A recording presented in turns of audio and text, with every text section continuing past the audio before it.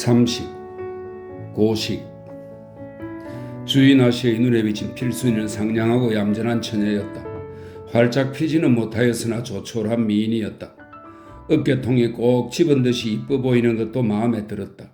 그러나 남편이 밖에 나가면 이런 여자들하고 교제를 하거나 하는 생각을 하면 역시 덜 좋았다.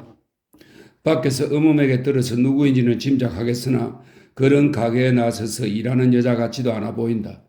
그러나 반찬 가게에 물건 파는 계집애 갔든 안 갔든 병화라든가 하는 주인이 날마다 다녀가는데 이 계집애가 왜 특별히 왔을구 조금 의심이 든다.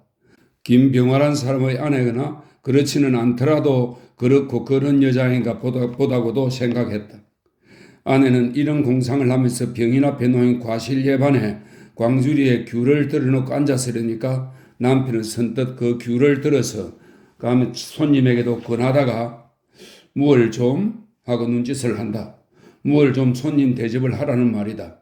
아내가 알아차리고 일어서려니까 주인이 뜨뜻한 것을 잘해 오구려 하고 또 이른다. 과자나 차 같은 것을 가져올까 보아 이러는 것이다. 이 집 규모에 손님 대접이란 밥이요 정초가 되면 떡국이나 그것도 여간 경우가 아니면 내지를 않는 것이다. 다만 듣기 손님만은 신식으로 과자와 차를 내는 것이다. 그도 그럴 것이 하루에도 안팎에 오는 손님이 10여 명씩 되는데 일일이 어쩌는 수 없기 때문이다. 그런데 지금 이 손님에게는 뜨뜻한 것을 잘 차려오라는 분부다. 극상등 손님 대접을 하라는 말이다. 아내가 고개를 갸웃하며 나오려니까 필순이는 일어섰다. 이런 대가에 와본 일도 처음이라 내심으로 쭉빼끌어지는데 음식 대접을 받는다는 것은 대접이 아니라 죽을 고역을 치르느니나 다름없는 일인데 더구나 병위문 와서 대접받고 앉았을 수는 없다. 어서 풀어내 보내주었으면 시원할 것만 같다. 올 때는 그립고 다정한 마음으로 왔으나 와서 맞대하고 보니 이 집 밖에서 보던 듣기와 이 집 안에서 보는 듣기가 딴 사람같이 멀어진 것을 깨달았다. 듣기가 반기하고 다정히 구는 것은 조금도 변함이 없구만은 어째 그런지 사이에 무엇이 다 가린 것 같고 전에 무관이라 하던 감정이 솟아나오지를 않아서 혼자 실망하는 것이었다. 그까지 대접이야 하든 안 하든 잠깐 앉으세요. 이제 좀 있으면 내 누이도 학교에서 올 것이요. 좀 이야기할 것도 있어서 잠깐 다녀가시라고 김군대로 부탁을 한 것인데 듣기가 할 말이 있어서 오라고 하였다는데야 뿌리치고 나갈 수가 없다. 상점 일 때문에 오래 나와 있을 수 있어야죠. 이야기할 것을 어서 하라고 재촉하는 대신에 필순이는 이런 소리를 하고 앉았다. 그도 그렇지만 좀 쉬는 때도 있어야죠. 병인은 아픈 중에도 유쾌한 듯이 웃어 보인다. 음식상은 당장 들여왔다. 정초가 지났으니 보아두었던 세배상을 들여다 놓는 것은 아니련만 있는 집이라 다르다고 필순이도 속으로 놀랐다. 만두를 말고 마른 것, 진 것, 꿀에 챈 인절미 합까지 한 상이 뿌듯하다.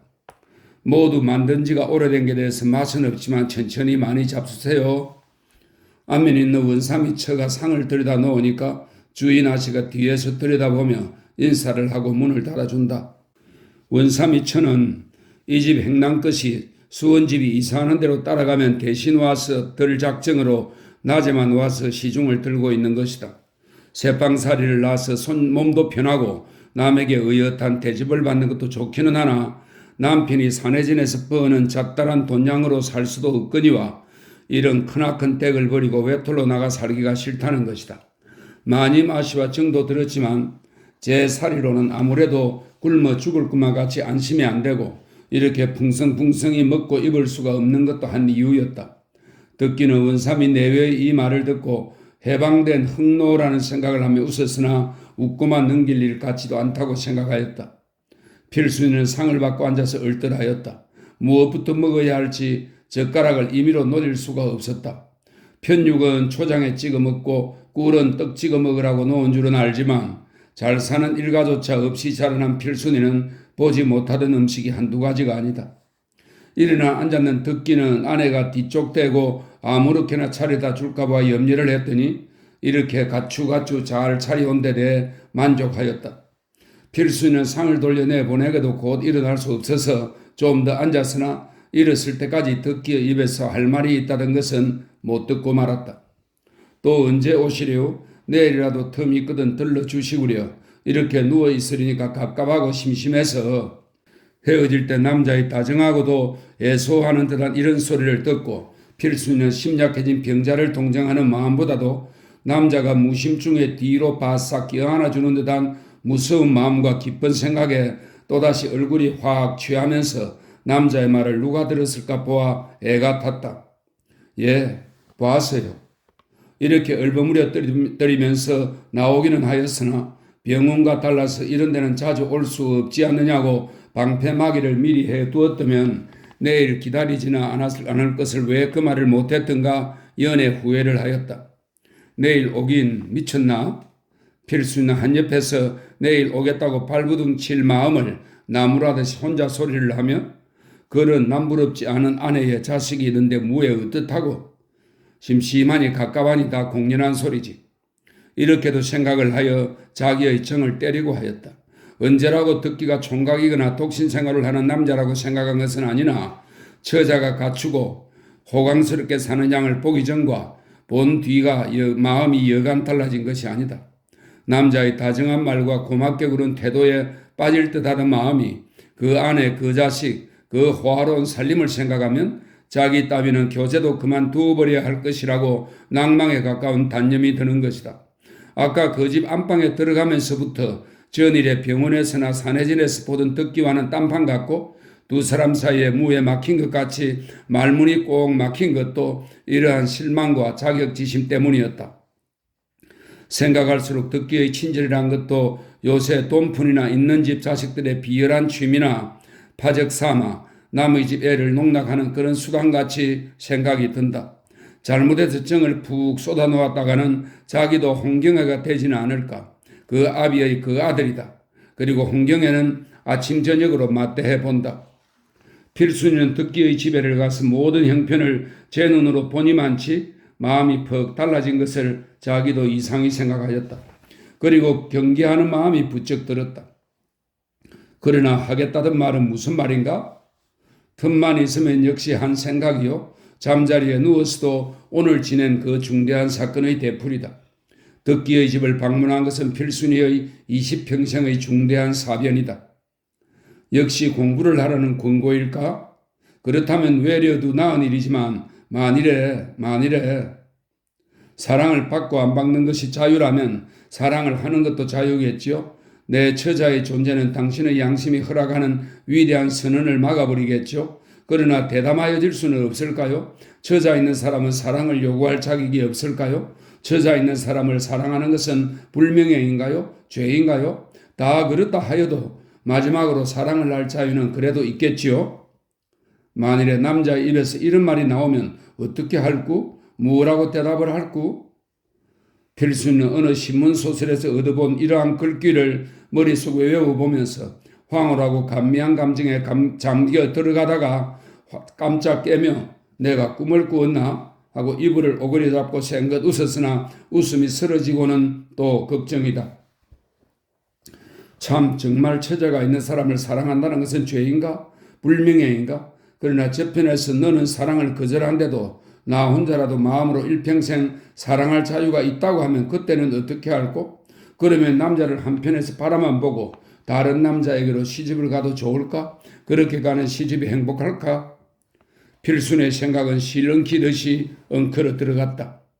이튿날 새벽에 눈을 똑 뜨면서부터 필순의 머리에 떠올라오는 것은 오늘 가보나 하는 생각이다. 밤새도록 청기와 집을 지었다 hır었다 하였어야 아무 흔적도 남지 않았다. 죽어버렸으면 하는 생각이 환한 전등불 앞에서 매무시를 하고 섰는 필순이의 머리에 무미무미하게 불쑥 일어났다. 덕기라는 남자의 존재를 마음에서 뿌리를 빼놓고 자기 생활을 생각할 때 살맛이 어디 있는지 알 수가 없는 것이다. 그러나 필순이는 이러한 비관이 어디서 생겼는지를 분명히 몰랐다.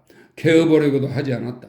그러므로 덕기를 언제부터 왜 이렇게도 깊이 생각하게 되었는가 하는 의심도 들지 않고 변해진 자기 마음에 놀라지도 않았다. 다만 살기가 귀찮고 부치는 저렇게 알아누웠는데 상제 밀마저 잘 안 되어가니 모든 게 산산하고 살 재미가 없어서 죽고 싶다고 한 것이라고 몽롱히 생각하는 것이다. 분주한 아침 시간을 보내고 밥을 해치운 뒤에 경대 앞에 앉았으니까 그도 질리다는 기운이 없거나 병이 나서 눈꺼풀이 맥없이 열리고 눈알이 묵묵해지다 하는 그런 뜻입니다. 그도 질린 눈이 꼭꼭 조인다. 그대로 쓰러져서 한참 자고 났으면 몸이 가뿐할 것 같으나 병원에를 어서 가야 할 터이다. 따져보니 간밤에 3시간밖에 못 잤다. 밤 새도록 하는 공상이 또 머리에 떠오른다. 듣기에 안상한 사람을, 안상하다는 성질이 찬찬하고 자세하다는 뜻입니다. 듣기에 안상한 사람을 어르는 듯한 웃는 낯이 거울 속에서 피어오르는 것 같다. 열했던 퀭한 눈에 눈물이 핑 도는 것 같이도 생각이 든다. 어제 본 그 얼굴이요 그 눈이다. 밤새 좀 어떠신구? 머리를 부르헤치며 이런 생각을 하다가 누가 어떻단 말인가? 자기 부친 말인가? 듣기 말인가? 필수는 누구를 마음에 먼저 먹고 그런 걱정을 하였나 하고 생각하다가 얼굴이 혼자 헛헛해 올라왔다. 무슨 죄를 진 것 같았다. 나도 미쳤어? 하며 필순이는 제 마음을 나무랐다.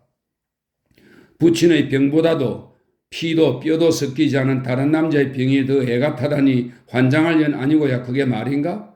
남이 들을까 무서웠다. 만일에 부친과 듣기가 똑같이 숨을 몬다면 어디로 먼저 달아날까 하는 공상을 해보고는 그런 주책 없는 공상을 해보는 것부터 죄가 될 것 같다. 내가 미쳤어. 무엇에 쉬었나? 필수는 또 한 번 이런 생각을 하고 혼자 거울 속에 웃어 보였다. 그러나 왜 그런지 머리는 좀 잘 빗어야 하겠다고 쪽집게로 이마 앞을 뽑고 눈썹을 매만지고 하였다. 밖에서 시계 치는 소리가 땡땡 난다. 필수는 마음이 어수선하여지면서 귀를 기울이고 세어보았다. 10시다. 가본다면 오전 중으로 잠깐 다녀와야 하겠다고 생각하고 손을 잽싸게 놀렸다. 어제 못 오겠다고 분명히 말 안 했으니 가보아야만 할 것 같다. 눈을 끔뻑끔뻑하고 기다리고 누웠는 양이 보이는 것 같다. 어쨌든 하고 싶다는 이야기가 궁금하다. 전화로 못 간다는 기별이라도 하고 싶으나 그 집에 전화는 사랑에 매달렸으니 사랑 사람에게 정갈로 기별하기는 싫었다. 가리라 생각이 난 다음에는 꼭 가야 할 이유와 변명은 얼마든지 있었다. 그리고 또 점심 대접을 받거나 하면 안 될 테니까 아침길에 잠깐 다녀서 병원으로 가리는 것이다. 필순이는 못에 걸어놓았던 후락한 남새로 치마를 떼어서 떨면서 김 선생이 옷이나 한 벌 해주려나 하는 생각을 하다가 주책 없는 제 생각을 또 나무랐다. 부친은 저렇고 한데 무슨 여미로 그런 생각을 하랴 싶었으나 그 번호한 집에 날마다 똑같은 이 부연 치마를 입고 가기가 싫은 것은 사실이다. 그러나 요거나마 3년 동안 전당구계를 몇십 분이나 들락날락 했는지 그걸 생각하면 이거라도 이제는 급한 때면 꿰고 나서게 된 것만 다행이다. 그래도 저고리만은 어제 입었던 인조견 숙주 저고리를 집어치우고 저번 이사통에 얻어 입은 자줏빛 아단 저고리를 입었다. 아단 저고리는 아마로 짠 배를 가지고 만든 저고리입니다. 자줏빛 아단 저고리를 입었다. 11시나 되었을 터인데 듣기 집에는 이제야 아침이 한창이다. 필순이는 가뜩이나 쭈삣거리는 마음을 참으며 마루 앞으로 들어서려니까 부엌에서 음음이 중얼거린다. 이렇게 일찍 아침을 얻어먹으러 오나? 중간말은 안 들리나 분명히 이런 소리가 들릴 때 필순이는 모닥불을 얼굴에 끼얹는 듯 하였다. 원삼이처는 눈에 안 띄고 부엌 음음은 원시 있는 모양이다. 건너방에서도 인기척은 알았을 터인데 한참 만에야 주인 아씨가 무엇을 씹으며 내다본다. 덜 좋은 기색이다. 마루로 올라서 안방 문 앞으로 가리니까 건너방에서 어째 또 왔노? 기집애 년이 날마다 어쩌고 저쩌고 숙칠거리는 소리는 모친의 목소리 모양이다. 필수는 방문을 곱게 열고 뒤에서 등떨미를 탁 쳐서 들이미는 듯이 뛰어 들어오다시피 하였다. 듣기는 잠이 어리어리하였던지 눈을 반짝 뜨며 반기는 웃음을 친다. 그러나 필순이는 그것이 반갑다기보다도 여러 사람의 눈에 안 뜨이는 방 안으로 숨게 된 것만 다행이었다. 좀 어떠세요? 너무 이렇게 와서 미안합니다. 온 천만에 내가 할 소리를 하시는구려. 듣기는 이 계집애가 무슨 욕을 보고 들어온 줄은 모르고 끌끌 웃었다. 오늘 못 올 건데 어머니께서 밤새 어떠신가 알고 오라고 하셔서 잠깐 다녀가려고 들렸어요. 필순이는 또 변명이다. 참 그야말로 너무 미안합니다. 한데 아버지께서는 좀 어떠신가요? 네, 그저 그만하세요. 필순이가 겨우 인사가 끝나니까 멈칫멈칫하며 일어서려 한다. 이 집 문전까지 벼르고 왔던 모든 배포는 쏙 들어가고 바늘방석에 앉은 것처럼 자리도 녹기 전에 덜먹거려지는 것이다. 들어올 때는 어쩐둥 들어왔지만 이제는 나갈 일이 걱정이다. 건너방에서 밥들을 먹는 동안에 어서 소리 없이 빠져나가고만 싶다. 곧 가봐야 하겠어요. 내보내달라고 애원하듯이 인사를 하며 일어서려 한다. 모든 것이 절망이다. 이 집에를 다시는 오지 않을 뿐 아니라 이 남자와도 더 이상 교제를 마는 것이 옳다고 생각이 들었다. 의좋은 젊은 내외가 사는 집에 자주 온 것이 잘못이라 할지 모르겠지만 자기가 다녀간 뒤에 집안 식구가 찍고 까불고 흉을 볼 것이 뻔하고 어쩌면 이 남자도 한통 속에 떼어서 웃지는 않을까 하는 겁도 난다. 오자마자 왜 이러시오? 지금 어디로 가시는 길이기에? 병원에는 다녀오셨겠지? 네. 병원에도 안 가고 여기부터 왔다면 무엇에 반해 미쳤다고 도리어 속으로는 웃을 것 같아서 또 거짓말을 했다. 내가 왜 이렇게 마구 터놓고 거짓말을 실실 하나? 하며 필순이는 자기 마음뿐만 아니라 몸까지 더러워져 가는 것 같았다. 상점일은 잘 되어 가시오? 덕기가 다시 말을 붙인다. 그저 그렇지요.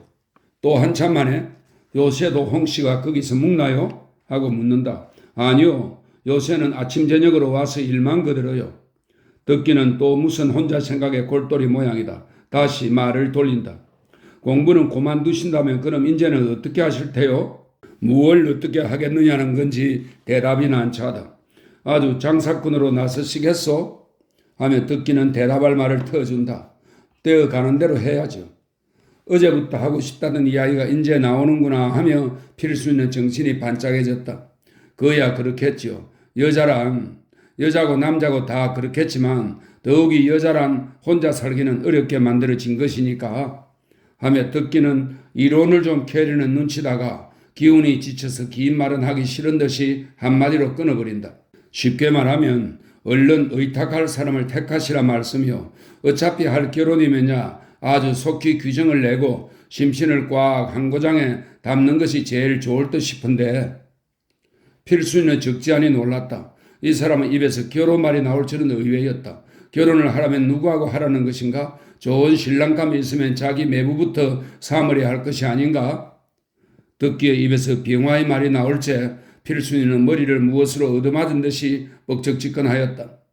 김군도 만족일 것이요. 필순양도 불만은 없겠지요. 이 사람이 속을 떠보느라고 객담으로 이러는 것인가? 약간 분한 생각까지 들었다. 그건 안 될 말씀이에요. 홍경애가 떨어지나요?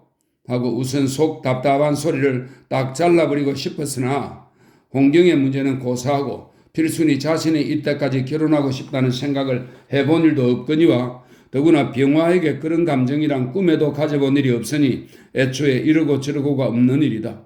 병화란 사람하고 친한 것은 병화와 덕기보다 못할지 모르나 결국에 친구일 따름이다.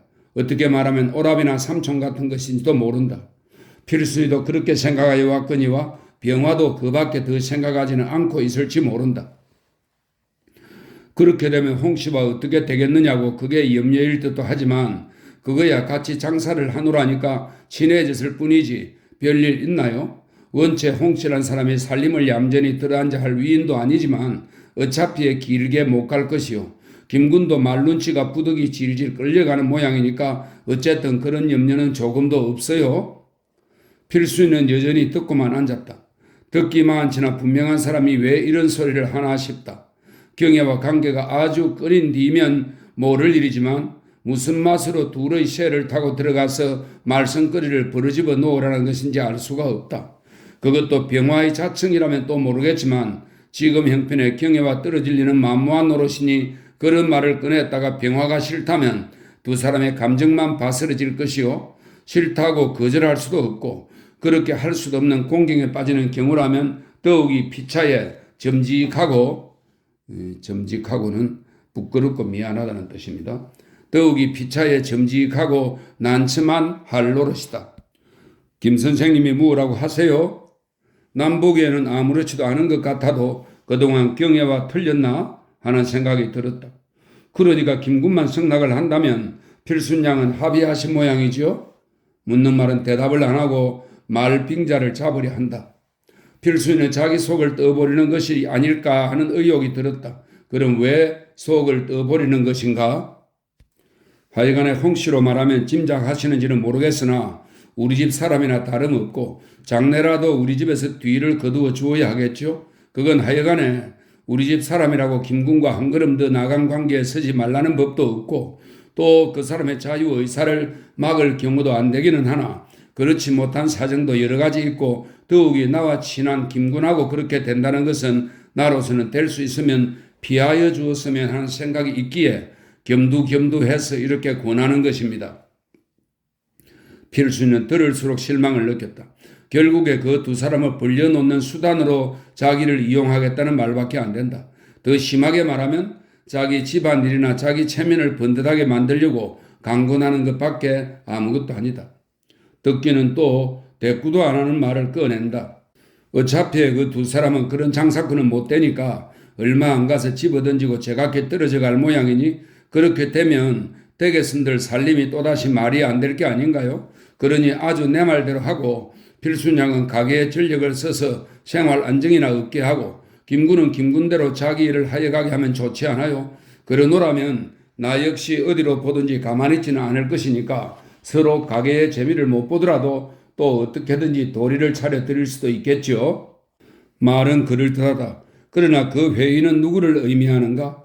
결국 자기의 이복 누이 동생이 막역 친구인 병화들의 아버지라고 부르는 꼴만 안 보게 해 주었으면 그 값으로 생활의 보조라도 해주마는 말이 아닌가?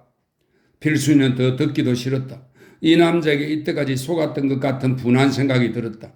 그야 이 남자가 무엇라고 해서 속은 것도 아니오. 속인 것도 아니지만 어느 정도만큼 끌어내놓고 사람의 마음을 뒷술래를 쳐놓은 뒤에 자기만 살짝 빠져 달아난 것 같은 미운 생각이 드는 것이다. 남자의 호의를 그대로만 믿지 않고 한 겹 더 실어서 화려한 공상의 나래를 자유로 펴던 자기의 얼뜬 마음이 생각할수록 제풀에 부끄럽고 분한 것이다. 그러나 차라리 이 기회에 이렇게 해서 이 남자에 대한 애착심을 깨끗이 씻어버리고 마는 것도 무거운 짐을 벗어놓듯이 시원하고 간단할 것 같다. 필수는 종시에 아무 말이 없었다. 이야기가 이야기이니만치 마음에 있기로 선뜻 대답하려 싶기도 하나 그래도 무슨 말이든지 한마디 들어보고 싶었다. 김군 생각이 어떨지 몰라서 그러세요. 하지만 필승양만 결심하시면 그만두세요. 다시는 그런 말씀 마세요. 저는 하고 말이 막힐 만치 필순이의 말은 급하고 노기를 띄었다. 얼굴이 밝아지며 눈물까지 걸성걸성해진 것 같았다. 듣기는 깜짝 놀랐다. 자기는 아무쪼록 호의를 가지고 한 말인데 이렇게까지 격노를 시킬 줄은 천만 의외다. 웬일일까? 내가 무슨 실언을 했나? 하는 생각을 하면서도 그 노염이 병화와는 딴 문제로 자기에 대한 어떤 호감이나 기대가 어그러진 데서 생긴 것이나 아닌가 하고 놀라우면서도 내심으로는 은근히 반가운 생각이 드는 것을 깨달았다. 이상한 것은 병화에게 더할 수 없는 호의를 가지고 혼인 중매를 하려 하면서도 이 색시가 신랑감을 부족하게 생각하는 눈치가 보이는 것이 결코 불쾌치 않은 자기의 감정이다. 대관절 자기는 이 혼인이 되기를 바라는 것인가 안 되기를 바라는 셈인가? 듣기는 자기의 감정이 올곧지 못한 것을 혼자 붕괴하였다. 눈길에 본 독리처녀가 시집을 간데도 까닭없이 시기는 생기는 것이다. 사람의 마음이란 그렇게 간사하고 더럽게 된 것이 약점이다. 듣기는 무심코 이런 생각을 하면서 자기의 답지 않은 마음을 집어넣으려 하였다. 그러자 방문을 열고 모친이 들여다본다. 필순은 일어나서 고개를 숙여 보였다. 듣기는 모친이 들어오면 필순이를 소개하려 하였으나 그럴 새도 없이 모친은 역정스럽게 약을 먹었으면 푹 뒤집어 쓰고 땀을 내야 하지 않니? 하고 나무란다. 듣기는 무엇보다도 필순이 얼굴이 쳐다보였다. 누가 듣든지 손님 때문에 병조수 못하겠다는 들떼놓고 하는 소리로밖에 안 들렸다. 필순이도 무안스럽거니와 듣기도 무안스러웠다. 필순이는 가뜩이나 한데 한층 더 얼굴이 밝아지며 가겠다고 인사를 한다. 듣기가 붙을 새도 없이 모친이 앞질러서 그럼 미안하지만 오늘은 가주 몸이나 성해지거든 또 놀러오우 하고 알튼이 빠진 듯이 이런 소리를 하고 몸을 비켜서 길을 터주었다.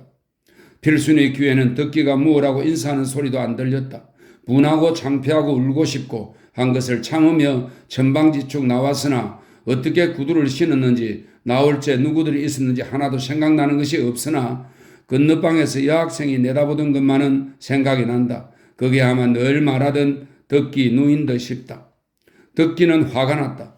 부친과 불화한 뒤로 요 몇 해 동안 모친의 성격이 일변하였고 또 그것을 한편으로는 이해도 하고 동정도 하지만 필순이를 가게집 계집애라고 넘보아서 그렇게까지 무안을 주어 보내는 것이라는 보다도 점잖은 집 신뢰 마님의 채모가 아니오 아들의 낯깎이게 한 것밖에 소득이 무엇인가 하는 생각을 하면 분에 못 견디겠다. 그건 시집간년이냐? 아무리 반찬가게년이기로 여기를 무엇하자고 남자를 찾아서 날마다 오는 거냐? 너도 채통이 있어야지. 아무리 너희 아버지 내리기기로 세상에 계집년이 없어서 그따위 가게쟁이 딸년을 안방구석으로 끌어들여서 씩뚝꺽뚝하고 들여뛴단 말이냐? 그러고서 집안꼴이 되겠니? 너가 집안 어른이야. 어른된 채통이 있어야지. 모친은 방문을 닫고 추운 마루에 담배를 피우물고 앉아서 판을 차리고 나무란다. 덕기는 잠자코 누웠다. 한편이 수그러지냐 한편은 더 기가 나는 것이다. 모친은 점점 더 히스테리가 도져 나온다. 너도 누구 못할 노릇을 하고 집안 식구를 굶겨 죽이려고 지금부터 그런 데 눈을 뜨는 것이냐? 당장 너희 눈으로 보면서도 그러니? 너도 따라 미치련? 부자가 경쟁 속으로 계집에 눈이 뒤집혔다면 너희 꼴도 얌전할라. 은근히 며느리 역성을 든다. 너는 그런 꼴을 보고 왜 가만히 있니? 너희 호장은 어떻게 됐길래 어제도 그년을 대접을 하고 시중을 들어주니? 이번에는 며느리를 다시 덜컹거린다. 그럼 어쩝니까? 처벌 넣건 어쩌건 제가 합니까? 며느리가 깔깔 웃으려니까 주책 없는 소리 말고 입을 닥치고 가만히 있어. 하며 안방에서 소리를 꽥 지른다. 화풀이가 아내에게로 간 것이다. 시어머니는 어제부터 며느리를 축연했다. 며느리가 시합 볼까 보아 걱정이 된다는지 보다도 왜 그런지 그래 보고 싶은 것이다. 그렇다고 아들 내외가 의가 좋기를 바라는 것도 아니다. 혹시는 둘의 의를 버스러지게 하느라고 내외 싸움을 붙이는 것인지도 모를 일이다. 하여간 모든 사람을 들쑤시고 들큰내고 하는 버릇이 근자로 부쩍 늘었다. 할 일은 없고 먹고 있는데 걱정이 없으면 그러지 않아도 꽤 까다로워지는 법인데 게다가 히스테리증이 점점 도져가는 터이다. 그 히스테리증도 10년 가까운 동안 영광과 말다툼으로 세월을 보내는 동안에 얻은 병이다. 게다가 홍경의 사단이 있은 뒤로는 과부살이나 다름 없어졌으니 그도 그럴 것이다. 지금은 이렇게 한데 모여 사는 것이 첫 스슬이니까 아들도 위하고 며느리도 위하고 손주 새끼도 귀여워하지만 위하는 척이라도 하지만 두고 봐야 할 일이다. 딸이나 시집을 보내고 나면 초로의 고독과 적막을 더 느낄 것이요. 며느리만 성가실 것이다.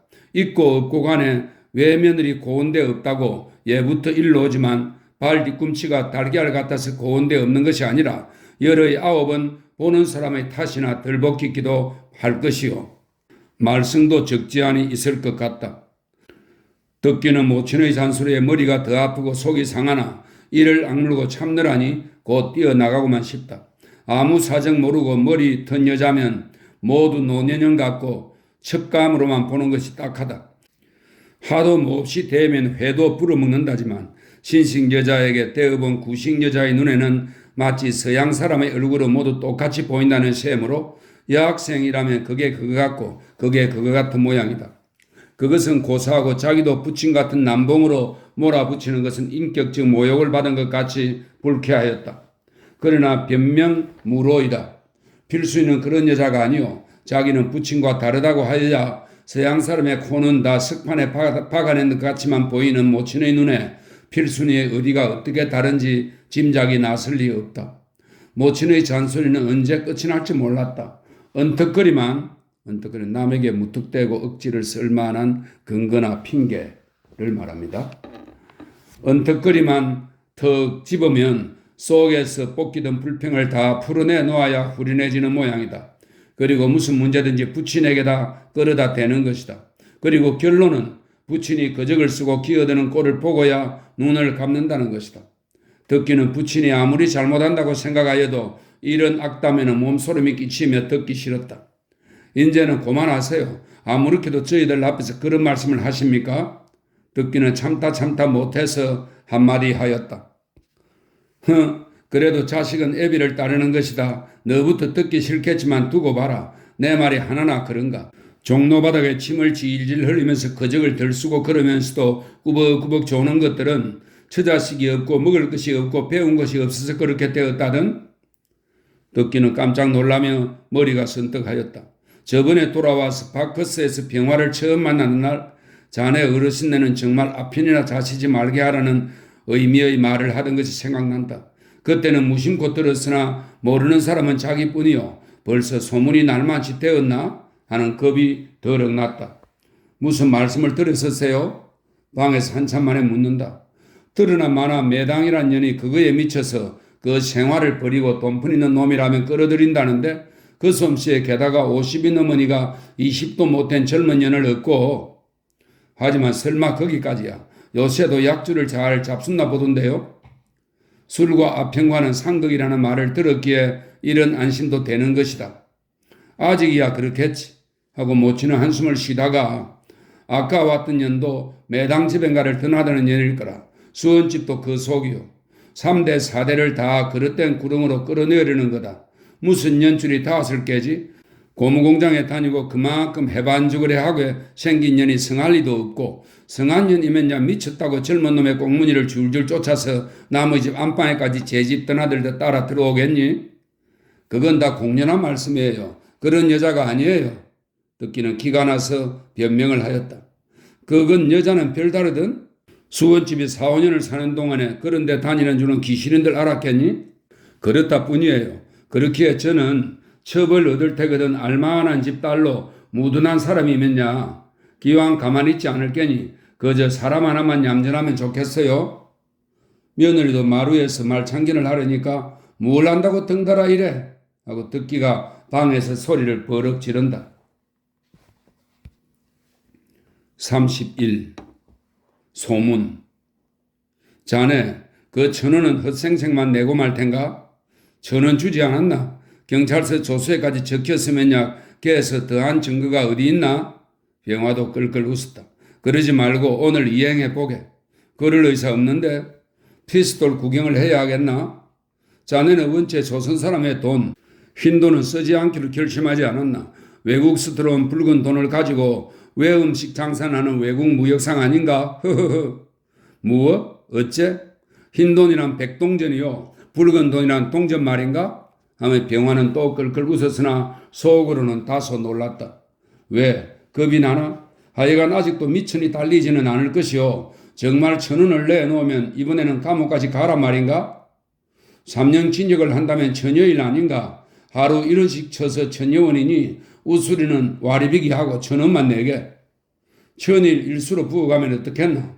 허허 하하. 병화는 웃으면서도 기위 듣기의 입에서 붉은 돈이란 말이 나왔으니 아주 자세한 사정을 말해버릴까 말까 속으로 망설였다. 필시 필순이에게 들었을 것이니 도리어 자세한 이야기를 해두는 것이 나을 것 같으나 도대체 여자란 입이 가벼워 못 쓰겠다고 필순이를 속으로 나무랐다.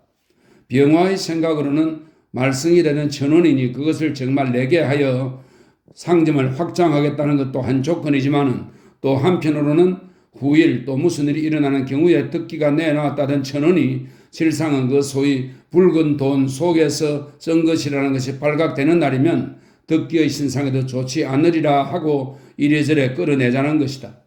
듣기도 얼마간 도하는 줄이던 터이라 듣고 보니 그도 그럴듯해서 정미수에 전화를 걸어서 현금 500원을 갖다가 당장 주고 나머지는 두 은행의 소절수를 날짜를 달리하여 석장을 벌려서 써주었다. 1,000원짜리 소절수를 떼어주면 또 저번처럼 말썽이 생길까 보아 그런 것이다. 그런데 요새 이상한 소문 들리니 웬일인가? 병화는 돈을 넣고 제 볼일은 이제 다 보았다고 일어서려다가 지나는 말처럼 꺼낸다. 무엇? 대단히 좋지 못한 소문인데 자네 의사한테 돈 먹인 일 있나? 무엇? 그거 무슨 소린가? 듣기는 누웠다가 일어나 앉는다.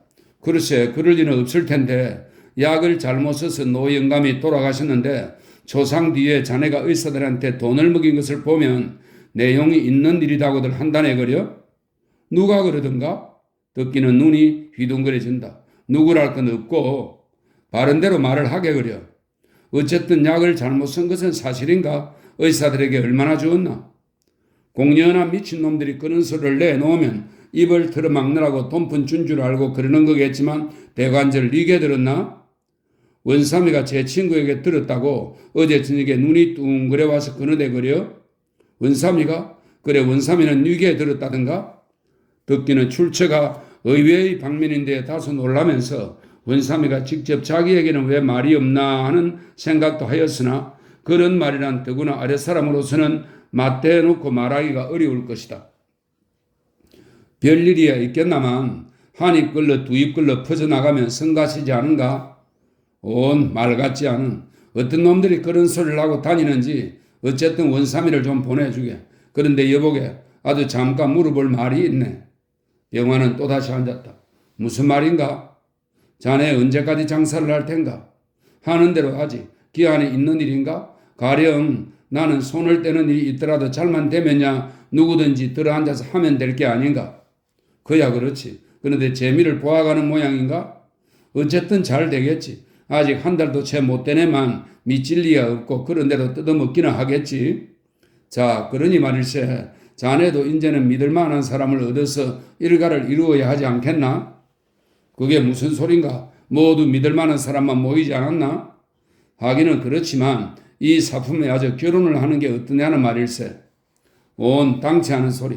내가 그걸 시작한 것이 나도 유자 생녀하고 배 문질러 가며 그드럭거리고 살자고 하는 거면 모르겠네마는 저것은 장래의 내 사유물이 아니라 동지의 쌀자루 밥통으로 만들자는 것일세. 무슨 일을 하나 먹기는 해야 하고 자금이 다소 있어야 하지 않나. 우선 필수인의 새 식구를 굶기지 않고 나도 일시적 호신지책으로 시작하였지만 차차 커질수록 우리들의 공동기관을 만들 작정이라 말일세. 누구나 들어와서 교대해 가며 일은 할 수 있지만 먹는 것 외에 이익을 배당하려든지 한 푼이라도 축을 내서는 안 될 일, 나부터도 그 멤버의 한 사람일 따름일세. 그건 그렇다고 자네 개인 문제는 어떻게 할 텐가? 내 개인 문제라니? 이대로 살아가면 그만 아닌가? 결혼을 해서 사지를 결박을 시키지 않아도 붙들어매지 못해서 애를 쓰는 동아줄이야 얼마든지 있지 않은가? 필순이 어른을 보게. 누구나 결혼을 하면 그 모양으로 배임밖에 안 되겠지. 그렇게 한편으로 생각할 게 무에 있나마는 그런 필순이 문제는 어떻게 하고 홍경애와는 어떻게 할 셈인가? 병화는 흥 하고 웃다가 알아듣겠네. 필순이로 말하면 제가 결혼할 때까지 물질적으로는 내가 어디까지 보호해 주지만 그 다음 일은 제 자유에 맡기고 제 부모가 알아 할 것이 아닌가. 내가 그 이상 간섭한다면 당자에게 불행이니까. 그리고 홍경애로 말해도 다만 이대로 우정관계를 계속할 뿐이지 더다시 발전될 것도 아니요. 결코 오래 가리라고도 생각지 않네. 어디 일이랑 그렇게 자네 형편만 좋게 되는 건가? 만일 거기서 소생이 있게 된다든지 하면 지금 생각같이 간단히 처치가 되나? 그러니까 오래 못 갈 바에야 아주 얼른 처리하고 결혼을 하라는 말이지. 누구하고? 홍하고? 홍하고야 자네 형편에 되겠냐? 주의 사상이라든지 생활 정도라든지 또 우리들 체면을 보든지. 알았네. 자네 생각에는 홍하고 만일 결혼을 한다든지 공동생활 같은 형식으로 산다면 자네 체면부터 좋지 않을 듯하니 단념하고 필순에게 장가를 들라는 말이지. 또 혹은 이건 내가 너무 넘겨짓는 생각인지 모르겠지만 필순이에게 대한 자네 감정이나 유혹을 청산해버리고 단념을 해버리기 위해서 그렇게 해달라는 말인지도 모르겠네마는 나는 도무지 모를 일일세. 되어가는 대로 할 수밖에 없고 자네 알아 할 일은 자네가 알아 하게. 난 모르네. 뭘 나더러 알아 하란 말인가? 필순이 일 말일세. 그렇다고 자네들을 데려가라는 말은 결코 아닐세. 다만 내게 올 소질이 없는 사람이요 또 내게 와서 평생을 고생시키기는 가여운이 어쩌나.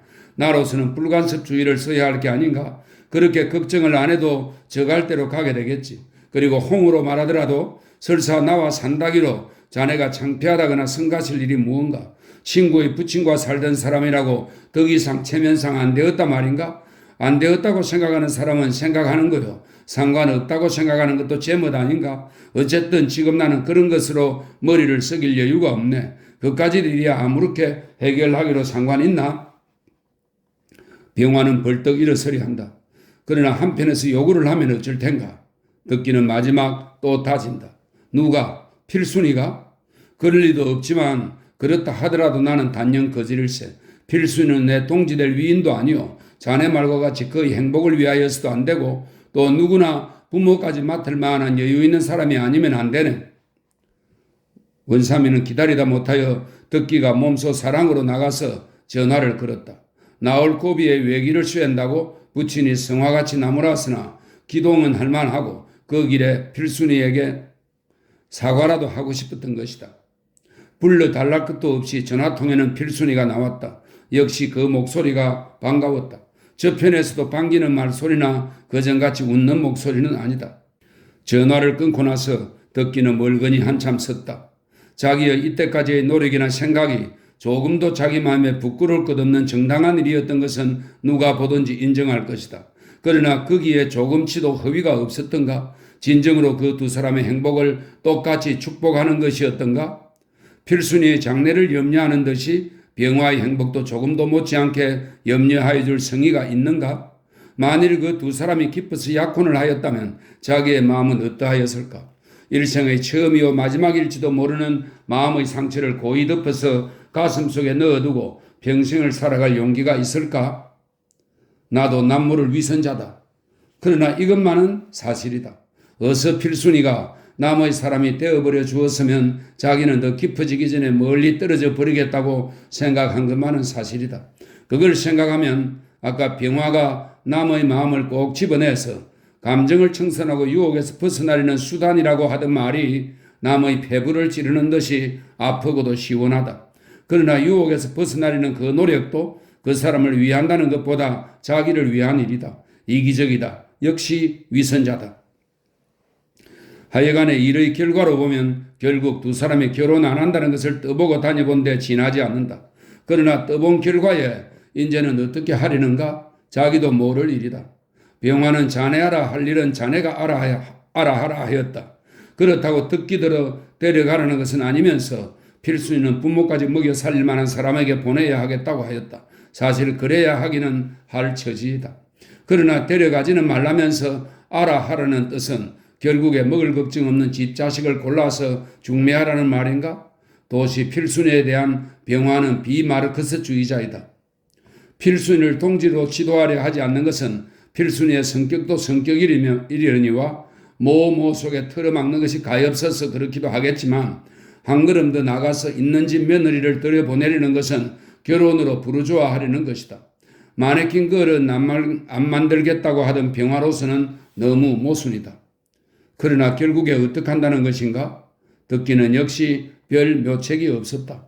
그러나 어제 아내가 이왕 처벌 얻을 테거든 알만한 집 딸, 사람만 얌전하면 좋겠다고 하던 말이 머리에 떠오른다. 아내는 을에 처벌 얻을 것으로 미리 알아차리고 있는 눈치다. 듣기는 그 아내의 심중을 생각하고 혼자 웃었다. 원체 아내란 위인이 구식으로는 무던한 사람이라 생각하였거니와 그 말을 들을 때 의외였다. 그러나 모친의 감화를 받으면 감화라는 이보다도 충동을 받으면 또 어떻게 변할지 모르겠다고 생각하였다. 그건 여하간의 첩, 그 말이 안 되었다. 그렇게 될 리도 없겠지만 만일에 그렇게 된다면 필순이가 가여웠다. 원삼이가 사랑마당으로 툭 튀어들며 듣기에 공상은 깨어졌다. 원삼이는 화계동 병문에서 노는 채 동무들에게 들었는데 또 그 동무는 그 동네 술집에서 그 옆집 사람들이 술을 먹어가며 쑥설거리는 것을 듣고 어렴풋이 짐작한 것을 원삼이에게 물어보았던 것이라 한다. 그러나 술 먹으며 이야기거리로 하던 그 사람들이 누구든가는 알 길이 없다. 다만 양복 입은 젊은 사람이라는 것 밖에는 종을 잡을 수 없다. 그야말로 남대문 임납이다. 듣기는 아무리 생각을 해봐도 그 집에나 화계동에 드나드는 사람 중에 양복 입은 젊은 애가 누구일지 짐작이 안 나선다.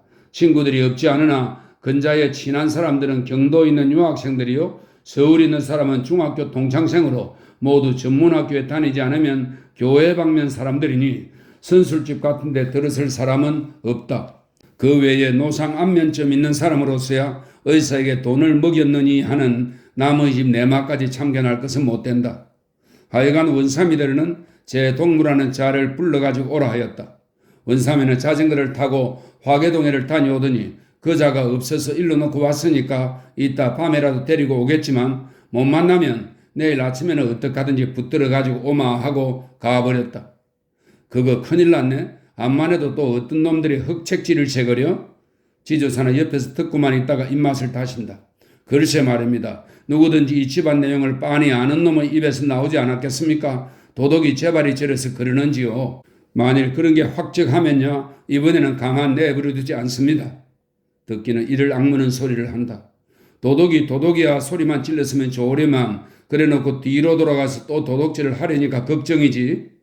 물론 그러자고 하는 짓이 아니겠습니까? 그래, 의사들에게 뭐 좀 주었나?